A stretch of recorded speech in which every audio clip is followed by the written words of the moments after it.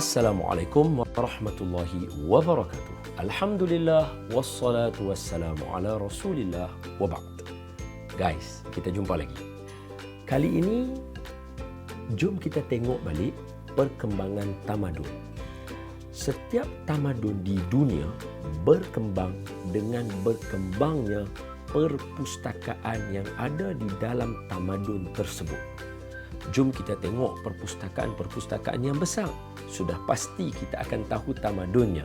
Sebagai contoh, perpustakaan Iskandariah atau Alexandria di Iskandariah, Mesir. Bagaimana besarnya perpustakaan mereka, itu menunjukkan betapa hebatnya tamadun mereka. Dalam Islam, Nabi SAW mendapat wahyu yang pertama. Al-Quran mempunyai 6,236 ayat, 114 surah. Banyak. Tapi yang menjadi pilihan untuk turun pertama sekali kepada baginda Nabi SAW, Muhammad peace be upon him, adalah Iqra, yang bermaksud read, yang merujuk kepada pembelajaran. Sebab itu, dalam kitab Taurat dan Injil menyebutkan tentang an unlearned man, menceritakan tentang seorang yang buta huruf yang merujuk kepada Nabi Muhammad SAW. Tetapi bagindalah orang yang paling mementingkan pembelajaran, sehingga di dalam sejarah menunjukkan Nabi berikan syarat melepaskan diri bagi banduan yang tidak ada keuangan untuk menebus diri mereka. Mereka kena membuat pembelajaran kepada anak-anak Madinah 10 orang. Baru mereka boleh bebas dari tawanan perang. Baik, bezanya pembelajaran berkembang mengikut zaman. Dulu, sistem pembelajaran adalah secara menggunakan buku teks yang dipinjam. Tetapi bila sampai masa, buku teks dibeli sendiri dan sudah ada buku rujukan. Dalam masa yang sama, perkembangan yang membuatkan buku sudah tidak ada lagi apabila diperkenalkan PDF ataupun buku dalam bentuk talian.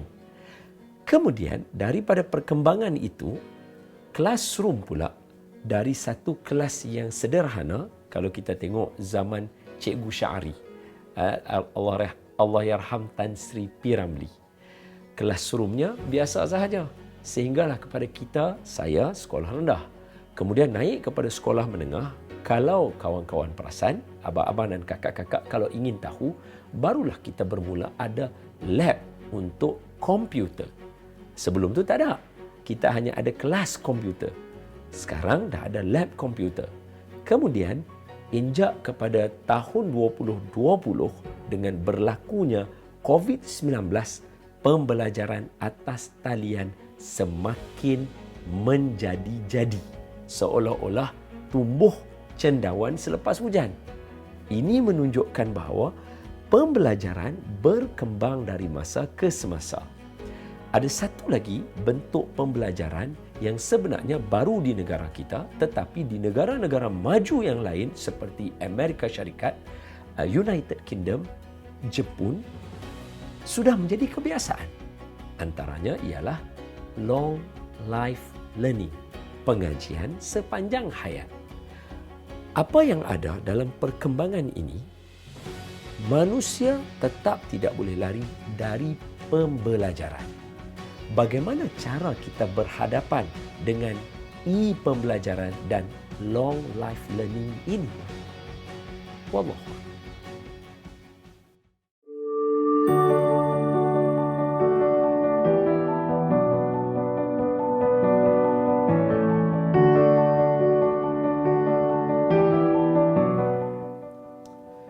Pepatah mengatakan, teachers who love teaching teach children to love learning.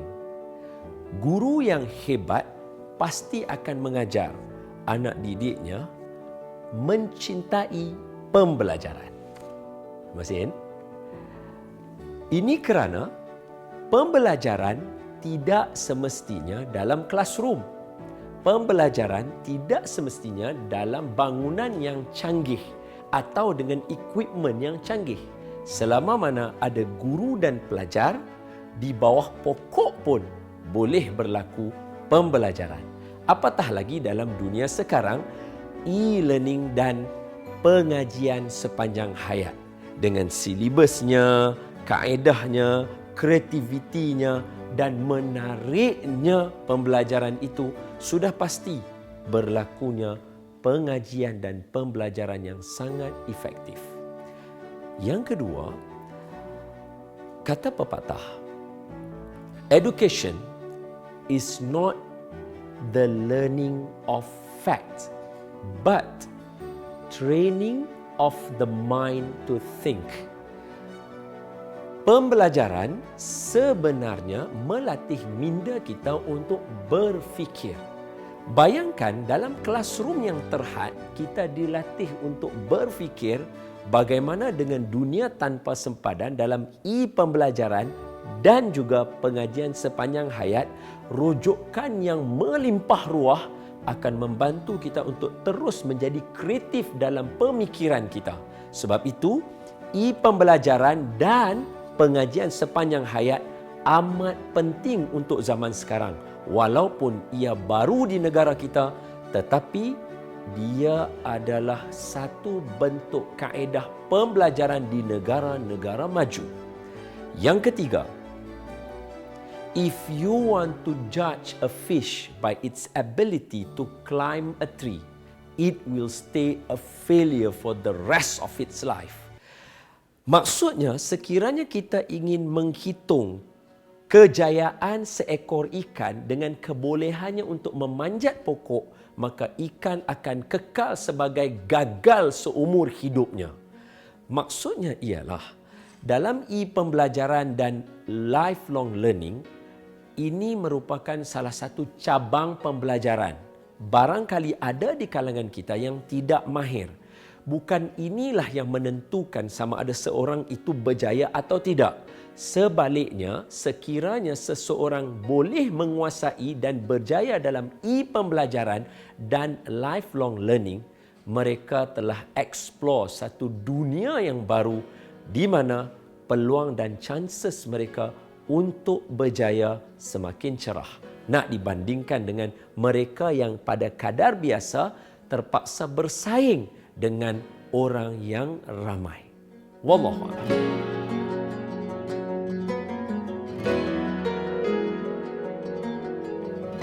Tidak dinafikan dalam mana-mana bentuk pembelajaran dan pengajaran wujud cabaran di sana. Kalau dalam classroom, dalam bangunan dan juga di mana-mana sahaja secara fizikal, pasti wujud cabarannya, pasti wujud dugaannya, dan di sana ada perkara yang perlu kita atasi. E-pembelajaran dan juga lifelong learning, pengajian sepanjang hayat, tidak terlepas daripada bersama-samanya disertakan dengan problem dan masalah. Antaranya ialah konsistennya seseorang untuk menghadiri kelas dalam bentuk alamaya. Yang kedua, bagaimana bentuk kaedah pendidikan yang paling berkesan. Yang ketiga, bagaimana sekiranya ia melibatkan jumlah pelajar yang ramai, atau adakah ia perlu pada had yang tertentu. Sekiranya kelas yang ramai, maka kelasnya perlu sekali sahaja. Tetapi sekiranya perlu pada had tertentu, maka guru tadi perlu membahagikan kepada beberapa kelas. Apapun, setiap perkara mesti ada jalan penyelesaiannya. Yang pasti, bimbingan daripada guru amat diperlukan dengan keadaan yang sangat sistematik, kerana hubungan antara guru dan pelajar semakin ada jurang di sana, kerana kita tidak tahu dan tidak boleh lihat secara sepenuhnya siapa yang memberikan tumpuan kepada kita berbeza di dalam kelas yang nyata. Oleh itu, bagi kita, e-pembelajaran dan lifelong learning adalah salah satu daripada bentuk pembelajaran dan pengajaran. Zaman sekarang disebabkan oleh COVID-19 yang meletakkan jurang di antara kita, kaedah ini antara kaedah yang amat berkesan untuk melaksanakan pembelajaran dan meneruskan pengajaran. Sebaliknya, apa yang perlu kita tanam dalam diri kita sebagai seorang pelajar, adab belajar dan juga sopan santun kita terhadap guru walaupun dalam bentuk alam maya mestilah kita jaga. Kerana dari sinilah akan membuahkan kesan daripada pembelajaran yang kita lalui. Kata pepatah, people will forget about us, but they will never forget how we make them feel. Manusia akan lupa kita, tapi orang tak akan lupa bagaimana kita buat orang rasa tentang kehadiran kita. Kalau kita jadi pelajar yang hebat dalam classroom, walaupun di alam maya, guru pasti akan memberikan perhatian kepada kita. Wallahu a'lamu bissawab. Semoga kita meneruskan legasi pembelajaran dalam kehidupan kita, kerana kena ingat, pembelajaran, pengajaran amat berkait rapat dalam perkembangan tamadun. Wallahu a'lam.